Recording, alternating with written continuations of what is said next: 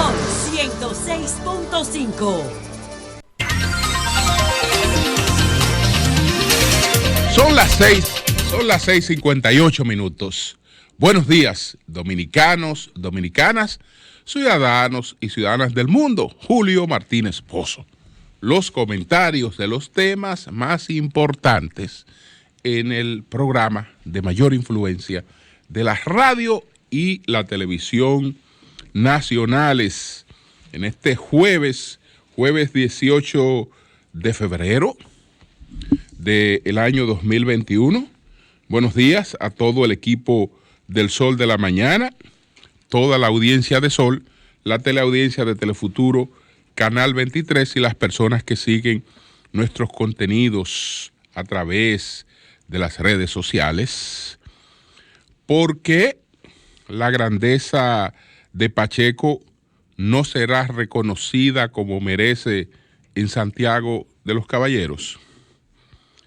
Llegan las facturas para los republicanos que fluyeron con el viento. Y entonces hablemos hoy un poquito de la pandemia económica, entre otros temas. Entonces, señores, bueno, hoy veo un titular del periódico El Diario Libre. El periódico El Diario Libre tiene como su principal información. Hoy el periódico está arropado por un gran suplemento, pero bueno, en lo poco que se publica del periódico está esta principal información, que es la compra de edificios del MIT, del Ministerio de Industria y Comercio, sin licitación bajo la lupa. Cita negociación confusa. Y a veces, señores, contribuimos a crearle a la gente una percepción errónea de las cosas. Detrás de todo hubo irregularidad, detrás de todo hubo corrupción, etcétera, etcétera. Porque estamos hablando de que es la compra de vehículos. Estamos hablando de que es la compra de aparatos de aire acondicionado, de computadoras, de sillas, de cualquier cosa. Estamos hablando de eso. Cuando refiero a esos artículos, me refiero a artículos que abundan en cuanto a muchísimas marcas con especificaciones similares. Entonces, para esos artículos están los procesos de licitación. Para esos artículos están los procesos de licitación. Pero en el caso de los inmuebles hay una particularidad, que es el tema de la ubicación y de que no hay una competencia en términos de ubicación con inmuebles similares. Es decir, ¿qué licitación usted va a hacer si hay una cuestión de oportunidad única en la 27 de febrero? En la 27 de febrero, usted va a licitar a ver cuántos edificios hay allí que tengan esas características. Por lo general, es la cuestión de oportunidad. Usted, por ejemplo, tiene instalado un negocio en una casa. Usted necesita ampliarse. Bueno, el lugar más apropiado para usted ampliarse puede ser el solar o la casa de al lado. ¿Qué licitación se va a hacer para eso cuando la oportunidad del solar de al lado es única? Es única. Entonces, en cuanto al tema de los inmuebles, el criterio es la cuestión de ubicación y de oportunidad. Si estamos buscando un solar para una escuela en un barrio, ¿qué vamos a hacer? ¿Vamos a hacer una licitación para determinar cuál solar se va a usar? No, se va hay que partir del criterio de la disponibilidad, de dónde está la mejor ubicación para la gente que va a asistir ahí, etcétera, etcétera. Y si no hay, pues hay que hacer lo que se hizo en Capotillo, comprar casas para que la gente se mude a otro lugar y usar y crear un solar, porque para la escuela de Capotillo usted no la puede poner en el Luperón. Tiene que ser en el sector al que usted quiere beneficiar, donde usted ponga la escuela. Entonces va a ser una licitación para ver dónde aparece un solar. No, el solar tiene que estar ahí. Entonces, eso es una tontería de que licitación para la adquisición de un inmueble. No, es el caso de la oportunidad única. Pero, ¿y por qué pretender escandalizar con esto cuando se trata de una transacción entre el Banco de Reserva? Porque ese edificio pertenece al Banco de Reservas de la República Dominicana. Pertenece al Banco de Reservas de la República Dominicana.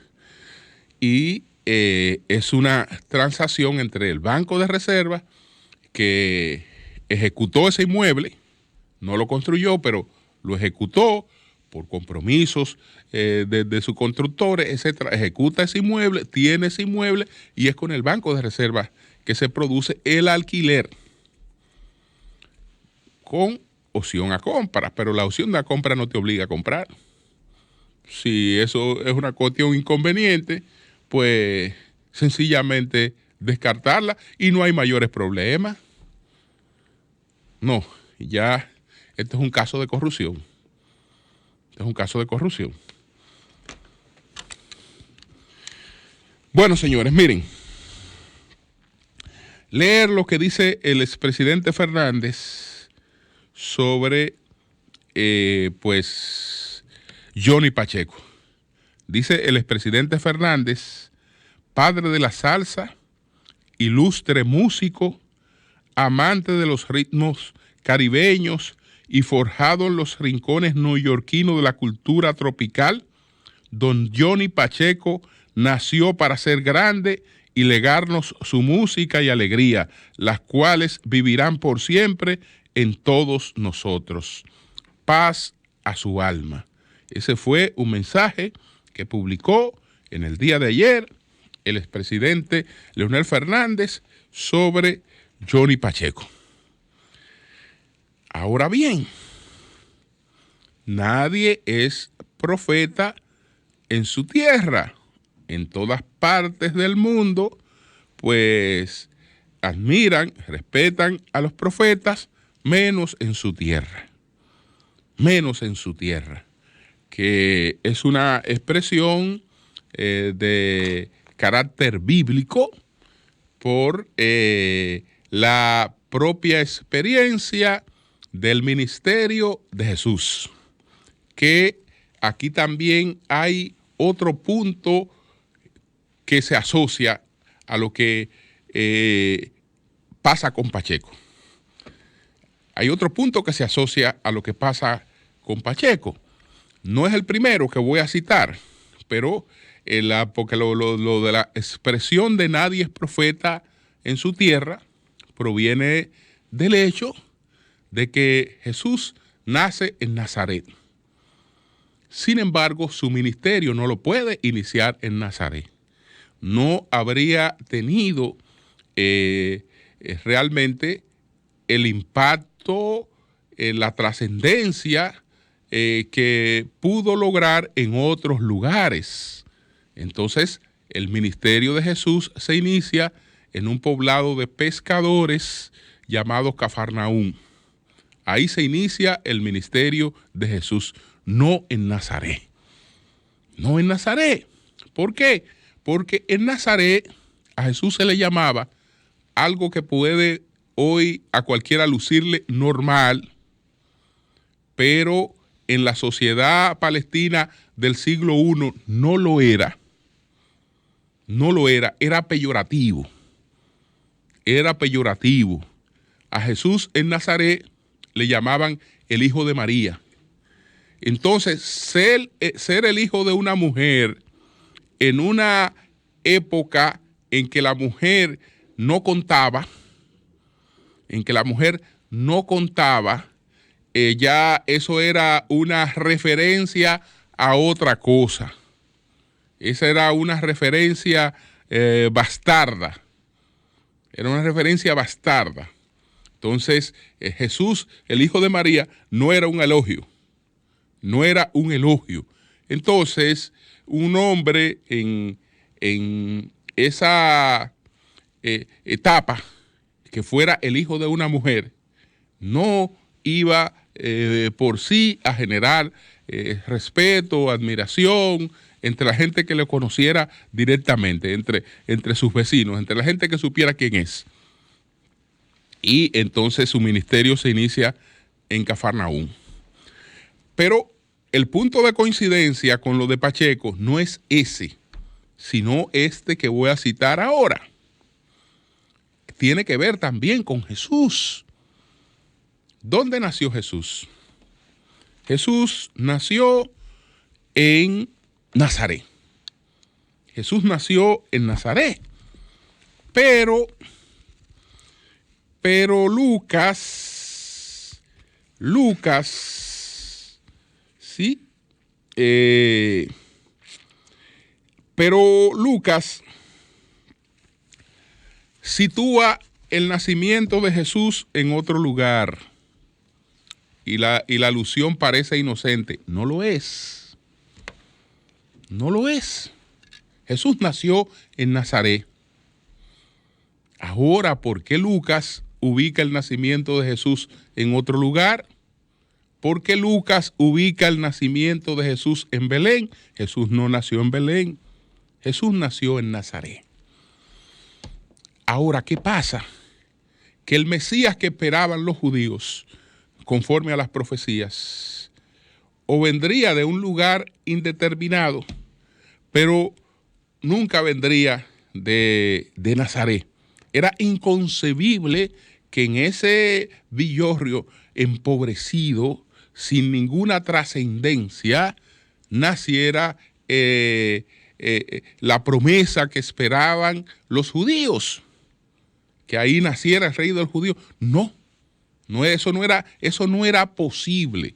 Entonces, una de las razones por la que los judíos no consideran en términos mayoritarios a Jesús como el profeta esperado, como el Mesías esperado, es justamente porque no nace en un lugar donde se esperara que fuera un lugar digno del nacimiento de un Mesías. Entonces, no, en Nazaret no. Entonces Lucas, de manera un tanto inocente, que cualquiera podría decir tonta, etcétera, ubica el nacimiento de Jesús en Belén, que es el único que plantea que Jesús nació en Belén. Y después eso hay que arreglarlo un poco. Y para ubicar el nacimiento de Jesús en un lugar distinto a Nazaret, hay que decir que José tuvo que moverse con su familia a su pueblo de origen para un censo. Bueno, eso lo plantea el texto bíblico, pero en la referencia histórica la situación es distinta, porque el censo romano, que no tenía otro objetivo que no era el del cobro de impuesto, a la persona se censaba no donde era, no donde había nacido, sino donde vivía. Es decir, que no había la necesidad de ir y viajar al pueblo, que si usted es de Santiago y vive en la capital tiene que irse allá. No, es donde está tu vivienda, porque de lo que se trata es de establecer las recaudaciones que corresponden a esa población. Pero para poder justificar un nacimiento distinto al nacimiento de Nazaret, está esa parte. Porque hay que llenar esa discusión, hay que buscarle una variación a esa duda que tienen los judíos que decían, no, pero es que en ninguna parte de la profecía dice que Nazaría, que sería en Nazaret, no. ¿Y cómo va a ser? No hay manera de que fuera en Nazaret, no hay manera. Entonces, nació en Belén. Fíjense que él desciende de David, que también la descendencia es forzosa, porque desciende de David porque José descendía de David. Pero entonces sabemos que él no era hijo biológico de José. Por lo tanto, esa ascendencia, esa descendencia, ahí había también dificultad, pero todo eso era para llenar esta discusión en principio y para enraizar la creencia que surgió posteriormente con el judaísmo. Pero el judaísmo se quedó con todas sus dudas porque el Mesías no podía nacer en Nazaret. Que múdamelo para Belén, dime que nació en otro sitio, justifícame, pero ahí no. Y más o menos se le intentó buscar algo de la vuelta. Lamentablemente no estamos a tiempo de establecer que el maestro Pacheco no nació en Los Pepines. Entonces el maestro Pacheco nació en Los Pepines y realmente el más trascendente de todos los santiagueros de todos los tiempos. Es difícil de digerir el hecho de que sea un pepinero. Eso es difícil de digerir. Y por lo tanto, lo que harán será dejar pasar esta etapa, y ni siquiera tomar en consideración la sugerencia de que el aeropuerto internacional del Cibao que ha hecho el maestro Ramón Orlando lleve el nombre de el dominicano más conocido en el mundo en el sentido del ritmo que estableció. Aquí hay otros dominicanos de otra etapa que hoy, desde luego, la gente lo conoce más. Juan Luis tiene que ser mucho más conocido en estos momentos porque surge en otra etapa donde hay un mundo más globalizado y mejor comunicado. Pero, como decíamos ayer, no hay una sola capital importante del mundo donde no haya llegado la salsa. Y llegó en los tiempos del blanco y negro, en los tiempos en los que no había internet, en los tiempos en los que no había celulares. Entonces, eso es así y esa es la realidad. Pero realmente ahí tenemos una gran debilidad y por eso esa propuesta se va a quedar en el aire. No podía nacer en Los Pepines el santiaguero más trascendente de todos los tiempos. No podía nacer en Los Pepines.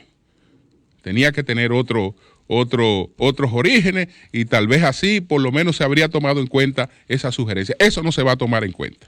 Olvídense, le van a buscar cualquier vuelta, pero eso no se va a tomar en cuenta. Ahora, se lo pierde Santiago. ¿Por qué Santiago? Y no otros lugares. Bueno, ya hay otros lugares que están establecidos como marca y también hay otras figuras en la República Dominicana que, al igual que el maestro Pacheco, merecerían la designación del nombre de un aeropuerto. Pero ya el este tiene el aeropuerto más conocido de la República Dominicana en el mundo, y el destino más conocido de la República Dominicana en el mundo, y en el mercado turístico incluso conocido por encima de la República Dominicana, que es Punta Cana. Entonces, no aplica ningún tipo de variación, porque a diferencia de lo que hacía el comunismo o a diferencia de lo que hacía el socialismo tenía un problema, que aplanaba hacia abajo. Es decir, nos hacía a todos iguales, pero nos hacía a todos iguales empobreciéndonos a todos para que todos fuéramos iguales. Entonces, no es así que hay que nivelar. Hay que nivelar hacia arriba. Es decir, vamos a buscar nivelarnos, pero yendo hacia arriba, no hacia abajo. Entonces, si tenemos una marca por todo lo alto, lo que tenemos es que tratar de que otras marcas sigan los pasos de esa marca. Sigan los pasos de esa marca, no al revés. Entonces, así como debe llamarse Johnny Pacheco, el Aeropuerto Internacional del Cibao, bien pudiera, por ejemplo, el aeropuerto de La Romana, llevar el nombre de Oscar de la Renta, que es otro de los dominicanos de trascendencia internacional, que ese nombre de por sí es una marca de prestigio para la República Dominicana y es una referencia conocida, que es el caso de los aeropuertos. Cuando estamos hablando de un nombre, estamos hablando de un nombre que haga familiaridad con la gente. Y para eso tiene que ser un nombre conocido. Porque este es el hombre, este es el rey de la salsa, este es el creador de la salsa, ese ritmo que todos bailamos, que nos gusta, tan elegante, tan contagioso, etcétera, etcétera. Pero bueno, ojalá que estuviera equivocado y que me calle en la boca, pero el maestro Pacheco, el único problema que tiene es que es un pepinero. Y repito, el santiaguero más trascendente de todos los tiempos no estaba supuesto a nacer en Los Pepines. No estaba supuesto a nacer en Los Pepines y por eso lo van a dejar ahí hasta que nos callemos. Y ya entonces vengan otros temas. Señores, miren, además de este tema, bueno, ayer hubo una decisión de la Junta Central Electoral con relación al tema de financiamiento de los partidos. Yo creo que los partidos, principalmente Fuerza del Pueblo, aunque otros partidos apoyaron eso, estaban agotando un recurso. Porque para poder llevar a cabo otro recurso, este recurso de revisión era el primer paso. Pero las posibilidades de que una institución, un organismo colegiado adopte una postura por amplia mayoría y después se desdiga en tan poco tiempo, eran escasas. Y yo creo que ellos lo sabían, pero ese recurso de revisión era necesario para después venir con otro recurso ante el Tribunal Constitucional. De manera que yo creo que ellos sabían que había más de un 60% de posibilidades de que la Junta mantuviera su decisión como la adoptó originalmente. Y además, hacer otra cosa es dar una sensación terrible de inestabilidad. Por lo tanto, la Junta Central Electoral iba a hacer lo que hizo. Ahora, puede venir otro recurso que yo sé que lo van a hacer ante el Tribunal Constitucional. Las posibilidades también son escasas de que esta decisión varíe. Reconozco que los partidos están en una situación difícil. La mayoría de esos partidos están en una situación muy difícil porque creo que el presidente Luis Abinader cometió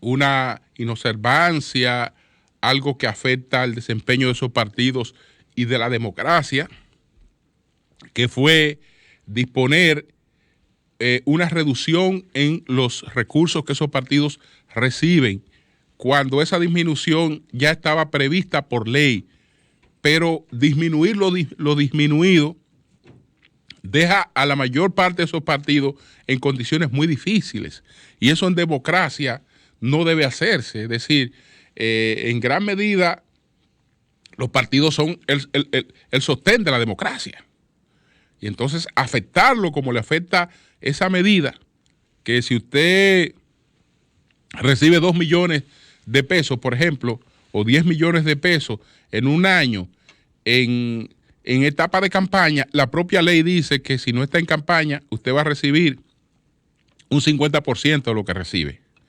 Pero si de ese 50% vienen y le reducen un 50% más, usted va a recibir un 25%.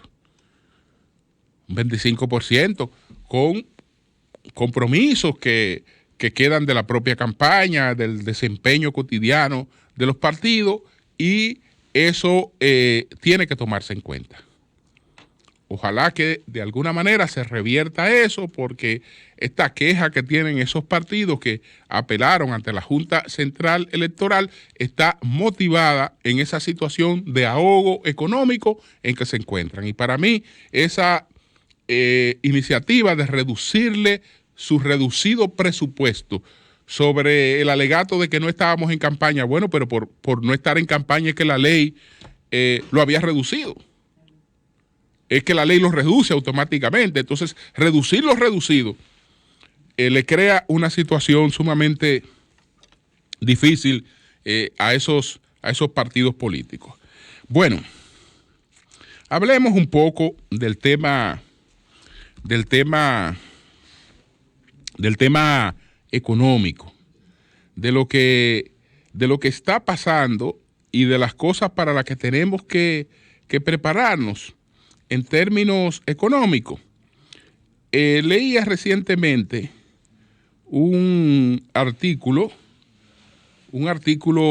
publicado por Luis Reyes, el exdirector de presupuesto, sobre la actualidad económica. Él dice lo siguiente: en la actualidad, la economía dominicana, al igual que otras economías de la región, está siendo asediada por diversas dificultades que amenazan con profundizar el deterioro de la calidad de vida de la población, que ya se manifiesta a través del desempleo y la inflación. Actuar a tiempo y de manera efectiva es el imperativo del momento. En este punto, sigo confiado en que la resiliencia de nuestra economía, sigo confiado en la resiliencia de la economía, y soy optimista que sobrepasaremos exitosamente los desafíos del presente. Sin embargo, entiendo que por la complejidad de algunos de ellos y la simultaneidad con que se manifiesta el conjunto de esos problemas, para afrontarlos de forma rápida y exitosa, se requeriría el concurso y la buena voluntad de todos: autoridades gubernamentales, partidos políticos, poderes fácticos, grupos de presión y de la ciudadanía en general. Los principales desafíos que asedian nuestra economía en lo inmediato, en resumen, son los siguientes: recuperar el tejido productivo y el empleo, particularmente el micro y la pequeña empresa. Solo en el sector formal se requiere crear unos 2.500 puestos de trabajo que se han perdido por efecto de la crisis.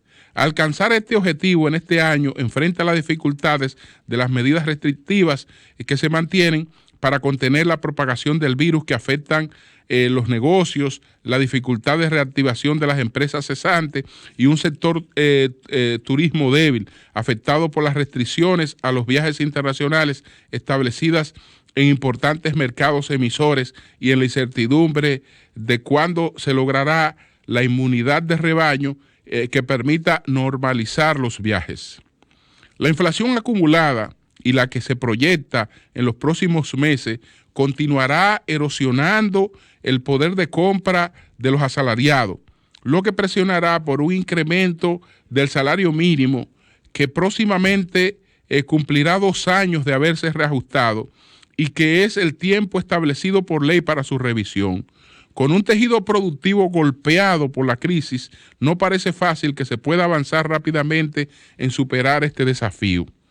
El país está enfrentando un choque externo importante cuya magnitud todavía se desconoce porque es un evento en proceso, pero que se prevé que deteriorará de manera significativa la balanza comercial del sector externo debido a los aumentos de los precios del maíz, la soya, trigo, gas, petróleo y el costo de los fletes navieros, entre otros.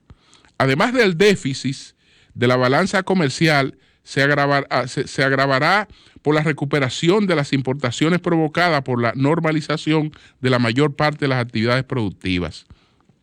El deterioro de la balanza comercial, combinado con el débil desempeño proyectado del turismo, generará presiones sobre las reservas internacionales del Banco Central y, eventualmente, depreciación del tipo de cambio posiblemente en el segundo semestre del año.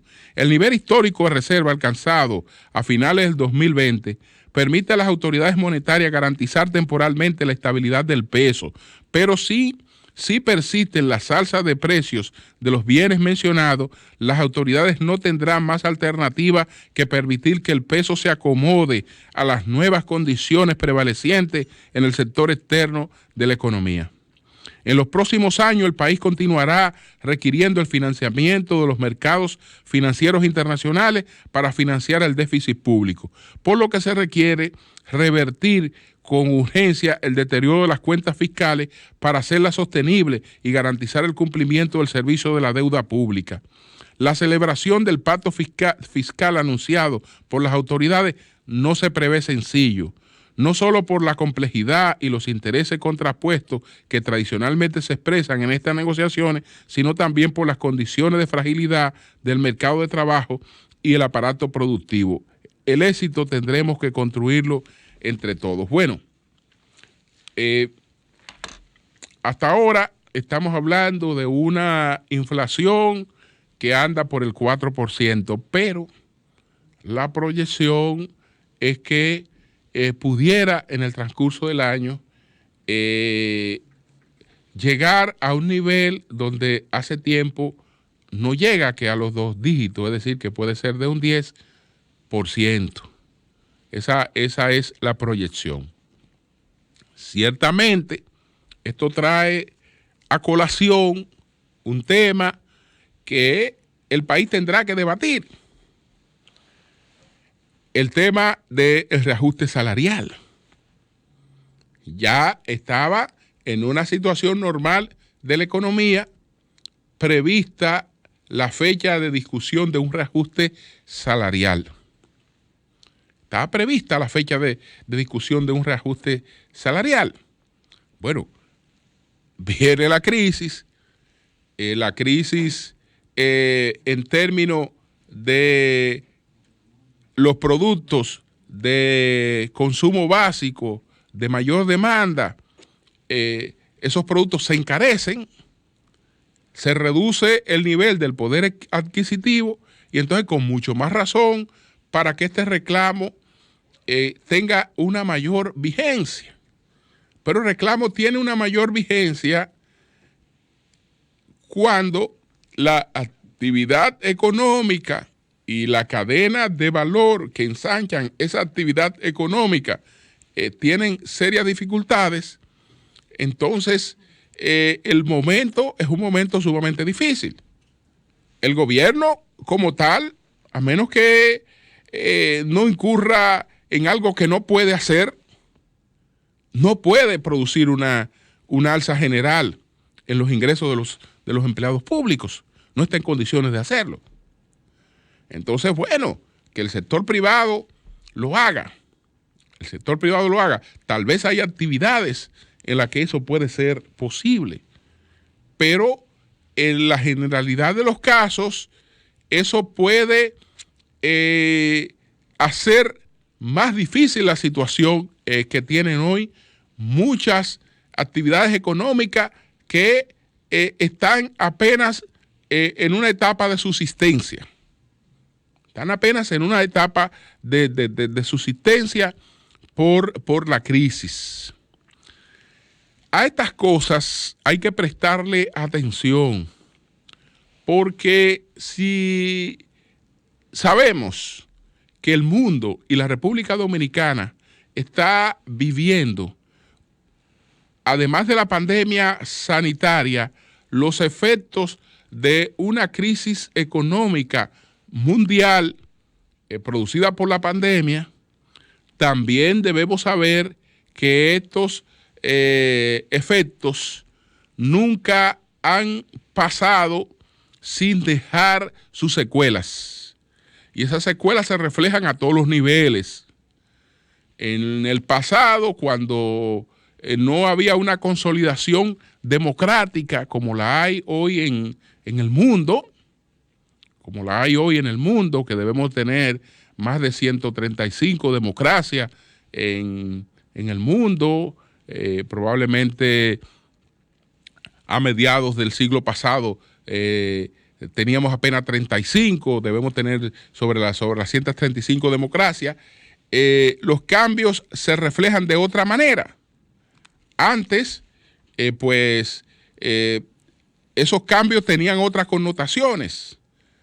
Me refiero a lo que ocurrió con la primera de las grandes crisis económicas mundiales, que no fue, como muchos de nosotros creemos, la de 1929, sino fue la de 1873.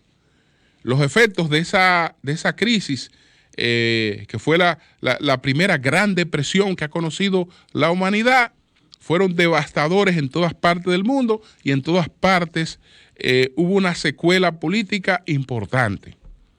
Luego tenemos más en la memoria lo que ocurrió a partir de la Gran Depresión de 1929. Pero la de 1873, aquí en la República Dominicana, le puso fin a una de las administraciones del presidente Buenaventura Báez.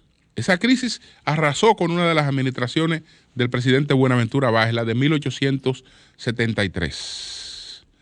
La de 1929 se llevó a Horacio Vázquez. Le puso fin al gobierno de Horacio Vázquez, la crisis de 1929. Y no solo fue ese efecto en la República Dominicana. Por ejemplo, en el 1930, producto de esa gran crisis económica del 1929, hubo 2 golpes de Estado en Argentina en el 30. No uno solo, sino 2 golpes de Estado. En la República Dominicana hubo 1, en Argentina hubo 2. Pero también hubo un golpe de Estado en Bolivia, hubo un golpe de Estado en Brasil, por ejemplo. Después en el 31 hubo un golpe de Estado en Panamá. Todo fue a efecto de la gran crisis económica de 1929. Ya las crisis posteriores no han creado este tipo de situaciones, sino pobladas como la que conocimos a partir de lo que ocurrió con la primavera árabe y acontecimientos posteriores, porque vivimos en una coyuntura de una consolidación democrática, y creo que las instituciones tienen la suficiente madurez como para saber que a los países no hay otra cosa que le haga más daño que la inestabilidad política. Pero el hecho de que no tengamos ese tipo de riesgo, y gracias a Dios no lo tenemos, no quiere decir que no nos preparemos para grandes y graves convulsiones sociales. Porque no ha habido crisis de esta magnitud en la historia de la humanidad que no la hayan arrastrado.